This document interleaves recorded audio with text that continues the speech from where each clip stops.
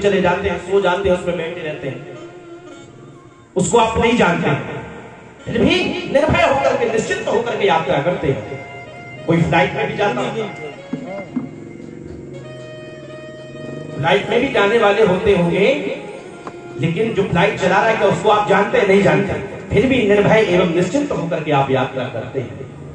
कोई भय नहीं है, निश्चिंत है। ऐसे ही ये संसार की यात्रा है बंधुओं। जब आप उन यात्राओं में निर्भय रहते हैं तो ये तो संसारिक यात्रा है, अपनी स्वयं की यात्रा है। तो ये यात्रा चलाने वाला ड्राइवर कौन है? बोले परम ब्रह्म परमात्मा है। तो आपको उस पर भरोसा नहीं है कि ये वो चला रहा है, इसमें क्यों निर्भय नहीं है हम? इस यात्रा में भी निर्भय होना पड़ेगा आपको। क्यों? क्योंकि आप भगवान के अगर वास्तविक भक्त हैं तो अगर कभी गलत दिशा में, गलत मार्ग पर आप चले जाएंगे तो भगवान आपको बचाने स्वयं आ जाएंगे, गलती करने से पहले आ जाएंगे। इन कथाओं का महत्व यही है। नारद जी भगवान के परम भक्त हैं, लेकिन वो बोले ये जो कन्या है इसको सुंदर, बहुत सुशील पति मिलेगा, बहुत बलवान होगा, बहुत सुंदर होगा, अनेक गुण दिखाए, ऐसा पति प्राप्त होगा, इसको ऐसा पति मिलेगा। सब कुछ बखान कर दिया, लेकिन मन में एक लालसा आई कि क्यों ना ये जो कन्या है ये मुझे पत्नी रूप में मिले, इसका वर्णन मैं ही करूंगा। नारद जी के मन में ये विचार आया। अब क्या सोच रहे हैं? बोले इसके लिए सुंदर वर चाहिए, तो इसके लिए मेरा हित करने वाला। देखना, ध्यान देना, जब भक्त होता है सब कुछ भूल जाए, लेकिन उसको ये याद रहता है कि मेरा हित कौन करेगा। मोरे हित हरि सम नहीं को। नारद जी ने सोचा कि भगवान नारायण से ज्यादा मेरा हित चाहने वाला तो संसार में कोई दूसरा है नहीं।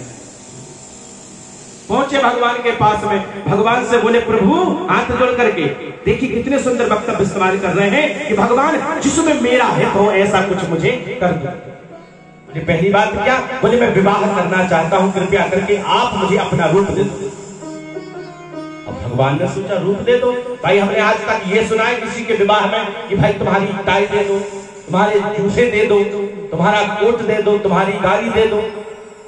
अब ये पहली बार सुन रहे हैं कि तुम्हारा स्वरूप दे दो।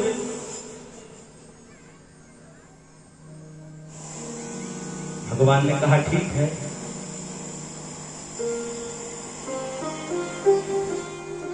भगवान ने कहा जाइए, आपका हम हित करेंगे। ये नहीं कहा कि हाँ ठीक है ये रूप ले जाइए। भगवान ने कहा ठीक है कोई बात नहीं, आप जाइए। अब नारद जी पहुंच गए और यहां भगवान नारायण की आज्ञा से भगवान शिव ने अपने दो गणों को साथ भेजा दिया कि जाओ जाकर के लीला रचना। भगवान शिव के दो गण वहां पहुंचे, लेकिन भगवान ने देखो इतनी सुंदर लीला की कि इस बात को, जो भगवान का वास्तविक रूप है नारद जी का, जो रूप दिया था, जो नारद जी को रूप मिला है, उस रूप को केवल जो दो गण है वह देख पा रहे, और वह विश्व मोहिनी नाम की कन्या। अब जैसे नारद जी वहां सभा में पहुंचे, उसका स्वयंवर हो रहा था, विश्व मोहिनी कन्या था। स्वयंवर जब होने लगा तो नारद जी पहुंचे तो वो जो दो गण थे वह उपहास करने लगे।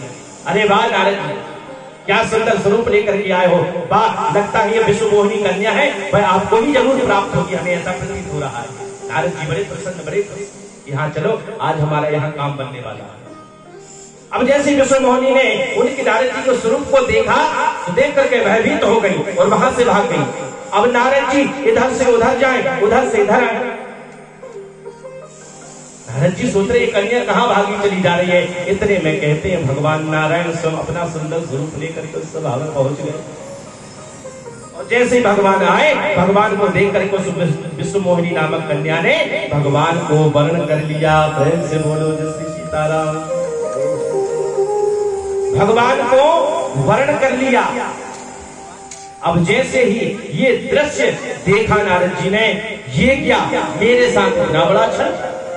और उन दो गणों ने जाकर के कहा नारद जी इधर उधर उछल फिर रहे हो, जाकर के शीशे में अपना कृपया ये जो सुंदर आपका चेहरा है इसका तो दर्शन कर लीजिए। जैसे नारद जी ने कंचन जल स्वरूप का दर्शन किया, क्रोधित हो गए, क्रोध आ गया नारद जी को। हे भगवान, मेरे साथ भगवान नारायण ने इतना बड़ा छल किया। मैंने सुंदर स्वरूप की मांग की, मैंने सुंदर स्वरूप चाहा, लेकिन